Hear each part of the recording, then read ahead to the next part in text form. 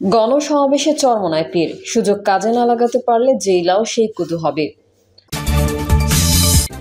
জুলাই আন্দোলনের মূল নায়ক তারেক রহমান, সবচেয়ে বেশি ভূমিকা বিএনপির, বলছেন আমির খসরু। শাপলা চত্বর গণহত্যা, ক্ষতিপূরণ ও জাতিসংঘের অনুসন্ধান নিয়ে আলোচনা। এবং সর্বশেষ জানাবো চাঁদাবাজির সময় বৈষম্য বিরোধী আন্দোলনের যুগ্ম আহ্বায়ক সহ হাতে নাতে গ্রেফতার 5। এতক্ষণ শুনছিলেন সংবাদ শিরোনাম, এবারে বিস্তারিত। তবে তার আগে অনুরোধ থাকবে আমাদের চ্যানেলটি সাবস্ক্রাইব করে বেল আইকনটি ক্লিক করুন। গণসমাবেশে চরমোনাই পীর, সুযোগ কাজে না লাগাতে পারলে যেই লাউ সেই কদু হবে। ইসলামী আন্দোলন বাংলাদেশের আমির ও চরমোনাই পীর মুফতি সৈয়দ মোহাম্মদ রেজাউল করিম বলেছেন, 5 আগস্টের পরে দেশে নতুন করে গঠনের উপযুক্ত পরিবেশ তৈরি হয়েছে।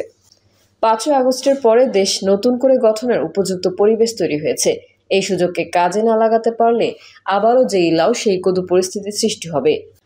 ইসলামী আন্দোলন বাংলাদেশের আমির ও চরমোনাই পীর মুফতি সৈয়দ মোহাম্মদ রেজাউল করিম বলেছেন, 5 আগস্টের পরে দেশ নতুন করে গঠনের উপযুক্ত পরিবেশ তৈরি হয়েছে। এই সুযোগকে কাজে না লাগাতে পারলে আবারও যেই লাউ সেই কদু পরিস্থিতির সৃষ্টি হবে। চরমোনাই পীর বলেন, আল্লাহ রাব্বুল আলামিন বলেছেন, যে জাতি নিজেদের ভাগ্যের পরিবর্তন না ঘটায় আমি ঘটাই না। আমরা যেন আর কেউ চাঁদাবাজদের সহযোগী না হই, খুনিদের সহযোগী না হই, আয়নাঘরদের সহযোগী না হই, টাকা পাচারকারীদের সহযোগী না হই। বাংলার জমিনকে চাঁদাবাজ মুক্ত ঘোষণা করতে হবে এবং বাস্তবায়ন করতে হবে। রেজাউল করিম বলেন, 5 আগস্ট খুনি ফ্যাসিস্ট হাসিনা বুঝতেও পারেনি তার দেশ ছেড়ে পালাতে হবে। চাঁদাবাজ খুনি ও স্বার্থান্বেষী মহলকে স্মরণ করিয়ে দিতে চাই, বাংলাদেশের মানুষ, ইসলামপ্রেমী মানুষ এবং দেশপ্রেমিক মানুষ সর্বত্র ঐক্যবদ্ধ হয়েছে। কিন্তু 5 আগস্টের পরে দেশ গঠনের যে ক্ষেত্র তৈরি হয়েছে তা নষ্ট করতে চায় স্বার্থান্বেষী মহল। আমরা দেশপ্রেমিক সবাইকে নিয়ে ঐক্যবদ্ধভাবে দেশ গড়ব। দেশের মানুষ আজকে ঐক্যবদ্ধ হয়েছে। চাঁদাবাজ খুনি ও টাকা পাচারকারীদের বঙ্গোপসাগরে নিক্ষেপ করতে হবে। দেশের নীতি নৈতিকতা ও ইসলামী আদর্শ প্রতিষ্ঠার আহ্বান জানিয়ে তিনি বলেন, মাঠ যদি ফাঁকা থাকে আগাছা জন্মাবে। তাই সবাইকে ঐক্যবদ্ধভাবে কাজ করতে হবে, যাতে আর কেউ বাংলাদেশের সন্তানদের নির্মমভাবে হত্যার মতো ঘটনা ঘটাতে না পারে। মায়ের কলিজা ফাটা চিৎকার, কান্না আর শুনতে মন চায় না। ইসলামী আন্দোলন বাংলাদেশের আমির বলেন, ইসলামী আন্দোলন বাংলাদেশ প্রতিষ্ঠিত হয়েছে 1987 সালে, কিন্তু আজ পর্যন্ত একটি এমপিও সংসদে যায়নি, কারণ তারা কখনো খুনি, চাঁদাবাজ ও টাকা পাচারকারীদের ক্ষমতায় যাওয়ার সিঁড়ি হিসেবে ব্যবহৃত হয়নি। চরমোনাই পীর বলেন, বাংলাদেশ স্বাধীন করতে লাখো মানুষ প্রাণ দিয়েছিল, পঙ্গু হয়েছিল, কিন্তু স্বাধীনতার পর যেই 3টি স্লোগান ছিল, সাম্য, মানবিক মর্যাদা ও ন্যায় বিচার, তা আজও বাস্তবায়িত হয়নি। 53 বছরে যারা দেশ পরিচালনা করেছেন তাদের মাধ্যমে আমরা কি পেয়েছি? চোরের তালিকায় বাংলাদেশকে 5 বার বিশ্বের শীর্ষে উঠতে হয়েছে। ন্যায়ের পক্ষে আওয়াজ তুলতে গিয়ে শত শত তরুণকে গুলি করে রাস্তায় ফেলে রাখা হয়েছে। হাজারো মায়ের কোলে সন্তান হারিয়েছে। সাবেক ভূমিমন্ত্রীর বিরুদ্ধে বিদেশে বিপুল সম্পদ কেনার বিষয়ে তিনি বলেন, 620টি বাড়ির খোঁজ মিলেছে। 5,700 কোটি টাকার এই বাড়িগুলো এই সাবেক ভূমিমন্ত্রীর বাপের, আপনার আমার কষ্টে অর্জিত টাকার। 620টি বাড়ির খোঁজ মিলেছে। 5,700 কোটি টাকার এই বাড়িগুলো এই সাবেক ভূমিমন্ত্রীর বাপের কি আপনার আমার কষ্টে অর্জিত টাকার, যা জনগণের ট্যাক্সের টাকা বিদেশে পাচার করা হয়েছে। দেশের ভেতরে তৈরি হয়েছে ইতিহাসের সবচেয়ে ভয়ঙ্কর নির্যাতন কেন্দ্র আয়নাঘর। মানুষের পশম দাঁড়িয়ে যায় এসব শুনে। জুলাই আন্দোলনের মূল নায়ক তারেক রহমান, সবচেয়ে বেশি ভূমিকা বিএনপির, বলছে আমির খসরু। জুলাই আগস্ট আন্দোলনের মূল নায়ক তারেক রহমান এবং সবচেয়ে বেশি ভূমিকা বিএনপির বলে দাবি করেছেন দলটির স্থায়ী কমিটির সদস্য আমির খসরু মাহমুদ চৌধুরী। তিনি বলেন, জুলাই আগস্টের আন্দোলনের মূল নায়ক ছিলেন তো তারেক রহমান, এবং সবচেয়ে বেশি ত্যাগ সেটা হচ্ছে বেগম খালেদা জিয়া। বক্তৃতা এটা দিয়ে শুরু করতে হবে, যাদের কারণে আজ শেখ হাসিনা পালাতে বাধ্য হয়েছেন। জুলাই আগস্টের আন্দোলন অত্যন্ত গুরুত্বপূর্ণ অবশ্যই, কিন্তু সেই আন্দোলনেও সবচেয়ে বেশি ভূমিকা বিএনপি ও তার অঙ্গ সংগঠনের। আমির খসরু বলেন, 16 বছরের আন্দোলন সংগ্রামে বিএনপি এত মানুষের যে আত্মত্যাগ, সেটা এখন আবার অনেকে ভুলে যেতে বসেছে। এখন জুলাই আগস্ট নিয়ে যে আলোচনা হচ্ছে, তাতে 16 বছর ধরে যে মানুষগুলো কঠিন সময়ের মধ্যে দিয়ে সবচেয়ে বেশি ত্যাগ স্বীকার করেছে, সেটা কিন্তু আলোচনায় আসছে না।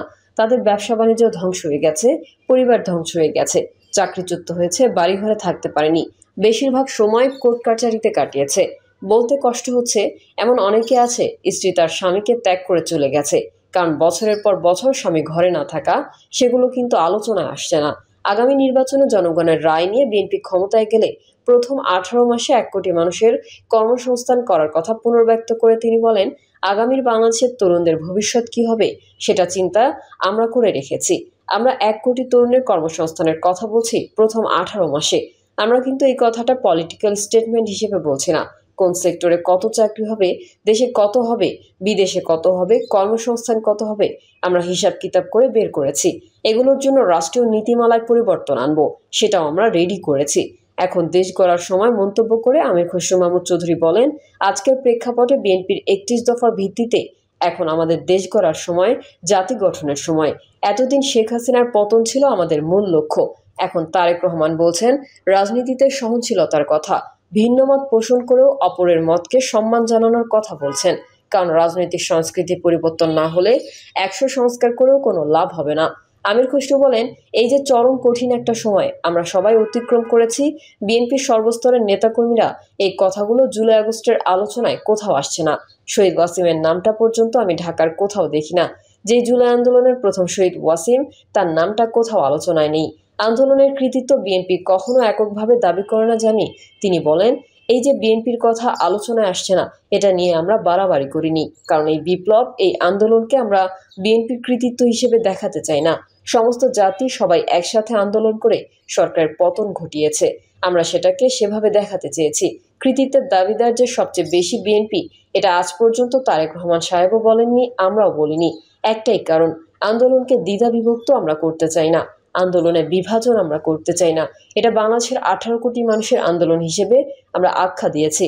আমির খসরু বলেন, আমরা সবসময় শেখ হাসিনার মুক্তিযুদ্ধের কৃতিত্ব দাবির কথা মনে পড়ে। মুক্তিযুদ্ধ করলো কারা, আর সারা জীবন সেটার কৃতিত্ব দাবি করলো শেখ হাসিনা। 30 লাখ মানুষ প্রাণ দিয়েছে, মহিলারা রেপের শিকার হয়েছে, অথচ শেখ হাসিনা কৃতিত্ব দাবি করেছে শুধু তার নিজের এবং পরিবারের। এখনো সেই অবস্থা যাতে না হয় সেজন্য বিএনপি কখনো একক কৃতিত্ব দাবি করছে না।